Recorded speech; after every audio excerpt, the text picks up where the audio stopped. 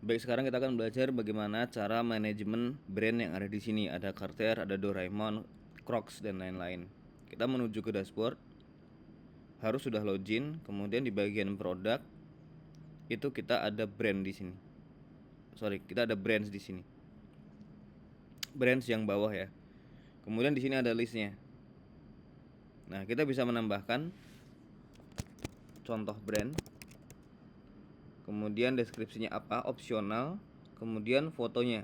Fotonya nanti akan muncul di sini di depan. Nah, sebagai contoh saja saya pakai ini ya. Kemudian add new brand. Oke. Maka dia sudah tertambah di sini dan dia otomatis akan muncul di depan. Tuh, Essilor. Cara menghapusnya gimana? Klik delete, langsung terhapus. Adidas akan di delete, dihapus. Selesai.